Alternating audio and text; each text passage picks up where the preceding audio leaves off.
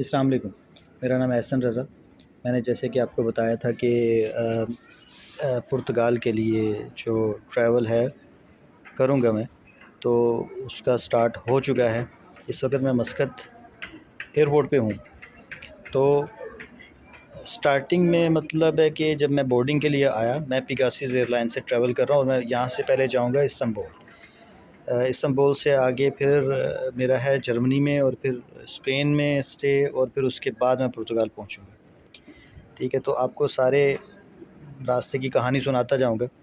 तो अभी बोर्डिंग के टाइम पे जो पेगासस वालों ने काफ़ी टफ़ क्वेश्चन पूछे हैं, जो कि लास्ट टाइम नहीं पूछे गए थे मेरे से। अब उस टफनेस में क्या था कि जो बोर्डिंग वाली है उसने मेरे होटल बुकिंग चेक किया।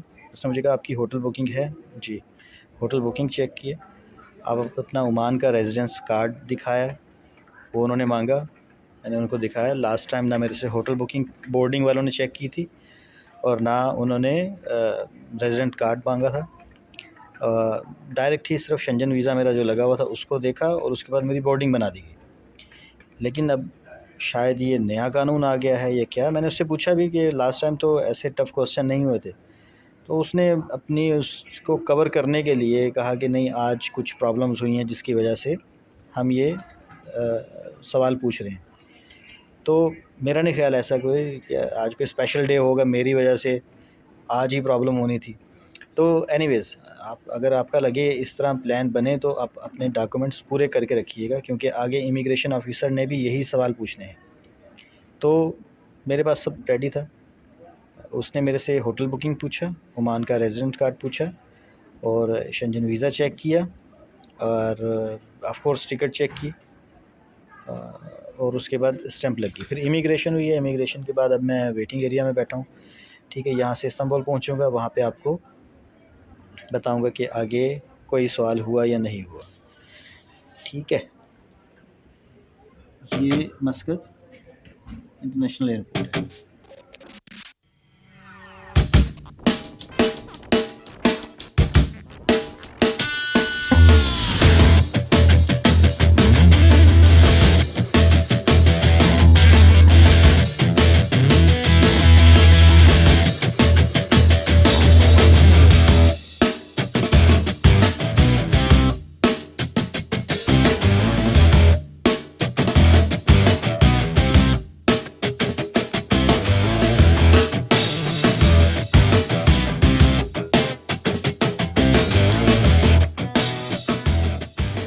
जी, मैं तुर्की एयरपोर्ट पे पहुंच गया था। ठीक है, तो यहाँ पर जो पॉइंट है आप लोगों के नोट करने वाला वो ये है कि जब एरोप्लेन से एग्ज़िट करते हैं तो जिनकी ट्रांज़िट होती है उन्होंने ट्रांज़िट वाली लाइन को फॉलो करना था। तो बोर्ड लगा होता है, मैं आपको बोर्ड की पिक्चर मैंने एक बनाई थी, वो सेंड कर दूँगा, क्योंकि वहाँ से डोमेस्टिक के लिए भी निकल रहे होते हैं लोग और जो वहाँ पर डोमेस्टिक फ़्लाइट होती हैं उनके लिए भी निकल होते हैं, और जो जिन्होंने एग्ज़िट होना होता है इस्तांबुल के अंदर वो भी लोग होते हैं। और एक तीसरी क्यू होती है जो कि आपको इंटरनेशनल ट्रांज़िट जिस पे लिखा होता है। ठीक है, तो मैंने तो उसको फॉलो किया था, क्योंकि मैं मस्कत से यहाँ पर आया तो यहाँ से मेरी अगली फ़्लाइट जर्मनी स्टुटगर्ट में है, तो मैंने फिर उसको फॉलो किया था। सेम जो है बोर्डिंग पास था, उसके नीचे उन्होंने दूसरी फ़्लाइट का नंबर वगैरह लिख दिया था। ठीक है, तो अभी इस्तांबुल में हूँ, यहाँ से बस फ्लाई करने वाले हैं। जी भाइयों, स्टुटगर्ट एयरपोर्ट पे पहुँच गया हूँ मैं। ठीक है, तो इमिग्रेशन ऑफिसर ने कोई ज़्यादा ख़ास क्वेश्चन नहीं किए।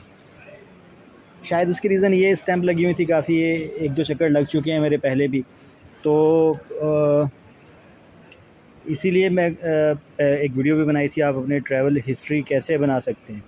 थोड़ी ट्रैवल हिस्ट्री बना के अगर बंदा विज़िट करे तो ज़्यादा क्वेश्चन नहीं पूछे जाते। तो इसने तो मेरे से ज़्यादा नहीं पूछे क्वेश्चन। मेरी अपनी होटल बुकिंग उसने चेक की, रिटर्न टिकट चेक किया, ठीक है, और दैट्स ऑल। जो इंश्योरेंस वगैरह करवाई थी वो भी उसने चेक नहीं की, कोई ज़्यादा सवाल नहीं किए इसने। तो स्टैंप लगा दिया, एंजॉय योर ट्रिप बोल दिया, बाहर निकल आया। अभी थकावट से बुरा हाल हो चुका है। ठीक है, अच्छा, जो चीज़ जो बंदा जिस कंट्री से आता है किसी दूसरे कंट्री के अंदर, वो कहीं ना कहीं कंपैरिजन कर रहा होता है। अब मैं मस्कत से आया हूँ तो गल्फ़ में डॉक्यूमेंट्स की प्रॉब्लम है, लेकिन गल्फ़ वाली जो फैसिलिटीज़ हैं वो नज़र नहीं आ रही। ठीक है, सबसे पहले तो ये ट्रॉली है। ठीक है, ये ट्रॉली के अंदर आप कॉइन डालेंगे तो ट्रॉली जो है वो आपके लिए ओपन होगी। तो 1 यूरो आप डालें तब ट्रॉली ये खुलेगी। ठीक है, मैकडोनल्ड खाया है, वो भी मस्कत का मैकडोनल्ड अच्छा है।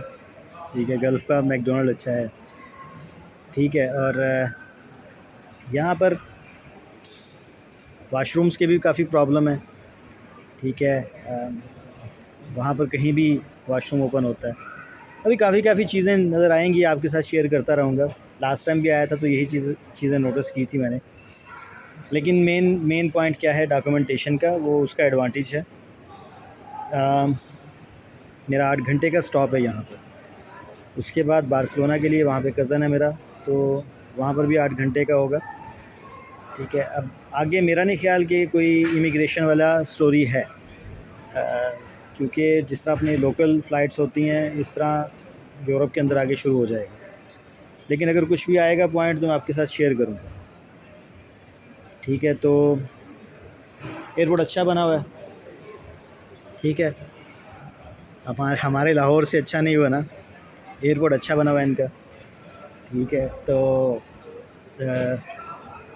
ओमान का एयरपोर्ट तो नंबर 1 है, मस्कत का एयरपोर्ट। ठीक है, आगे शेयर करूँगा आप लोगों के साथ क्या क्या है स्टोरी और क्या क्या नहीं पूछे गए सवाल वगैरह वगैरह।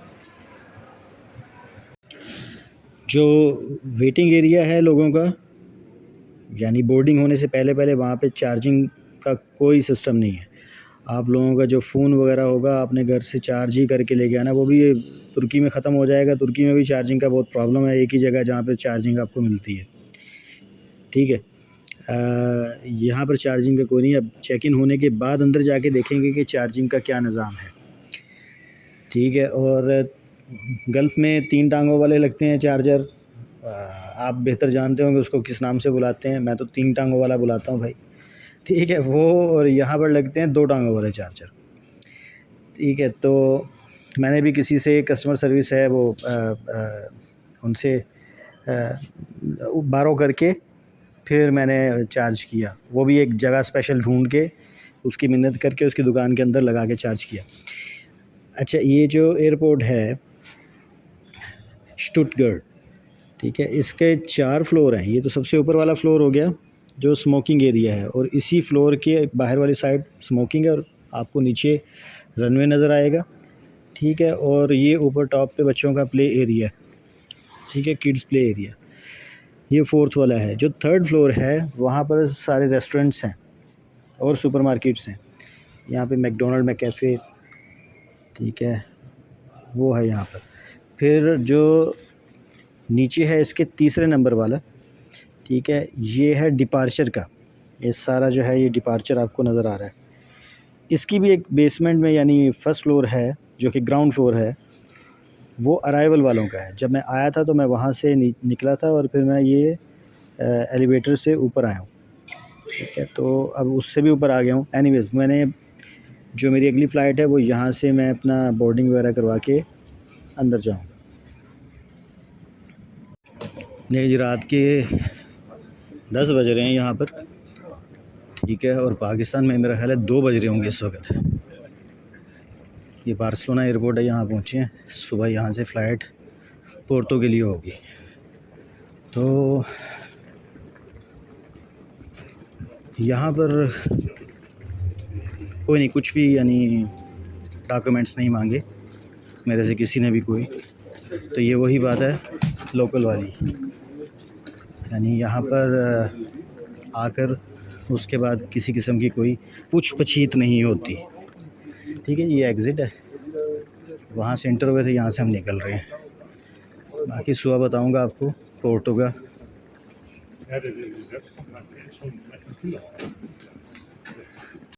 हाँ जी, फाइनली पोर्टो में पहुँच गए हैं।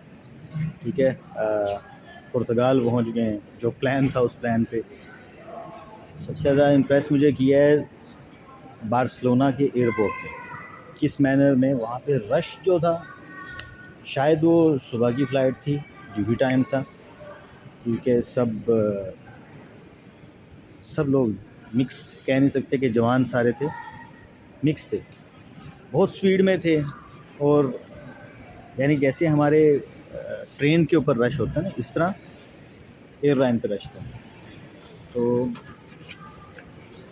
कुछ नहीं है वहाँ पर, सिर्फ अपना बोर्डिंग कार्ड, वो भी लोगों ने ऑनलाइन बनवाए हैं, ठीक है, अपनी एप्लीकेशन में किए हैं उन्होंने, मोबाइल से स्कैन करते हैं, ठीक है, और आप निकल जाते हैं। अब यहाँ पे पोर्तो में उतरा हूँ, यहाँ पे किसी किस्म की कोई चेकिंग नहीं हुई, ना किसी किस्म की कोई सवाल पूछा गया। मैं जहाज़ से बाहर निकला हूँ और सीधा आके यहाँ कन्वेयर बेल्ट के पास खड़ा हो गया। अब सामान का वेट कर रहा हूँ मैं, ठीक है। इस सारी वीडियो को मर्ज करके एक वीडियो बना के फिर मैं अपलोड कर दूँगा। बात ये है कि मुझे भी पहले इल्म नहीं था इन सारी चीज़ों का, तो मुझे खौफ सा आता था कि वो हो किस तरह। तो हमारे पाकिस्तान में जो लोग देखते हैं, ढूंढते हैं ज़रिया कि इंफॉर्मेशन उन्हें मिल जाए, किस तरह जाना है, क्या करना, उस पर्पज़ के लिए मैंने ये सारी वीडियो रिकॉर्ड की कि आपने कैसे फ़्लाई करना है। हाँ, डेस्टिनेशन चेंज हो सकते हैं उनके अपना। अगर मैं स्टटगर्ट में गया था तो वो कहीं बर्लिन वगैरह या डायरेक्ट आ सकते हैं या स्पेन में कहीं लैंड कर सकते हैं, लेकिन उनका हौसला बढ़ाने के लिए सिर्फ ये चीज़ है कि यहाँ पर तो किसी किस्म के कोई सवाल नहीं पूछता, ठीक है। आप कहाँ से आ रहे हैं, कहाँ जा रहे हैं। बुरा नसीब हो तो फिर तो ऊँट पे बैठे को कुत्ता काट जाता है, तो बुरा नसीब हो तो कहीं ना कहीं को पुलिस वाला रोक के इन्वेस्टिगेट कर सकते हैं। कुछ हमारे लोग जो हैं भाई, वो वहाँ पर हैं दूसरे कंट्रीज़ में, वो इलीगल हो चुके हैं, वो आना चाहते हैं, लेकिन वो इस होप से नहीं आते कि यहाँ पर गए तो वो ऐसा कि इसमें स्कैन हो जाएगा फिंगर्स वगैरह।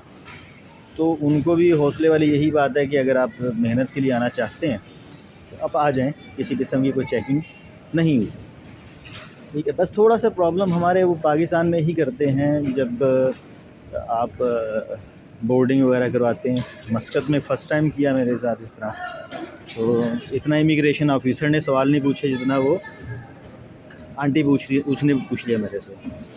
तो वो डिपेंड करता है, सिचुएशन टू सिचुएशन वेरी करता है, ठीक है। अभी पहुंच गया हूँ मैं पोर्तो, यहाँ से मैंने आगे एक टाउन में जाना है, ठीक है। तो फिर निफ वगैरह ये सारा कुछ चलेगा, तो इंशाल्लाह आपके साथ फिर अपडेट करता रहूँगा।